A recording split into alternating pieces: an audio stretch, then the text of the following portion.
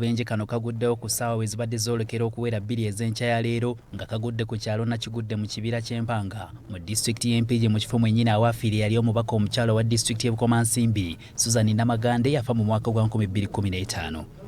Akabenje kano kabaddewo oluvannyuma lw'emmotoka ekika kya Highlight namba UBL 045K ebadde eva e Masaka ng'eyolekera e Kampala etumeraganye n'emmotoka ekika kya Alphard namba UBL 778Z ebadde eva e Kampala ng'eyolekera Masaka okukakana ng'abantu 2 bafudde ate 3 ne bavaawo n'ebisago eby'amaanyi. Abafudde bombi babadde mu Highlight okuli omugoba waayo ategeerekese nga Brian Ndugwa ate emiramu gy'obukulu 24 ng'ono mutuuze ku kyalo Kikungwe mu ggombolola y'e Kabonera mu disitulikiti y'e Masaka era nga bano batwaliddwa mu ggwanika eggombe. Abakoseddwa bonna babadde mu mmotoka ekika kya Alphard okuli omugoba waayo ategeerekese nga Ayine Mbabazi Prosi ng'ono wa myaka 25 egy'obukulu n'omulala ategeerekeseeko erya Patrick ng'ono wa myaka 43 egy'obukulu nga bano bonna baddusiddwa mu ddwaliro lya Dabokiwa nga biwala ttaka. Esawu Kiyemba avumiridde abantu abavugisa ekimama naddala ku luguudo luno era agamba bano bakyatta nnyo abantu nga n'akabenje kano tekandibaddewo singa tekubadde kuvugisa kimama. Omuntu alowooza nti gyakoma okudduka gyakoma okutuuka amangu ate nga ne bw'okwata empola era otuuka naye ndiima esusse oba lwakuba emmotoka ennene tezikyaliko nnyo ku luguudo lwaffe luno kyebavudde bavuga batya endiima.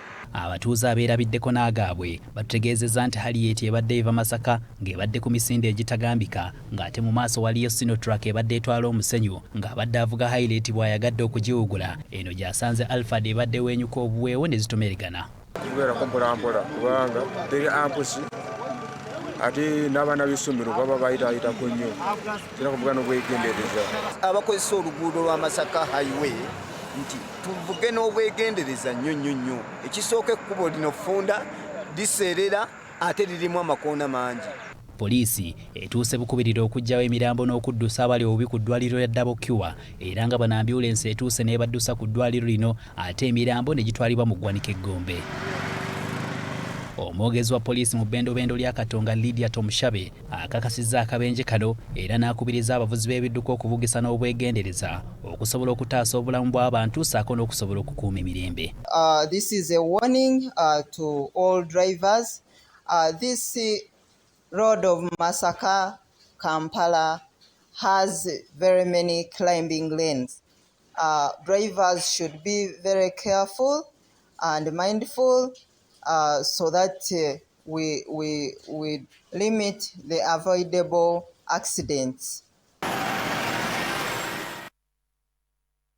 Ekitalo nnyo eky'abantu abo abafiiridde mu kabenje ako ate n'abo abafuniddemu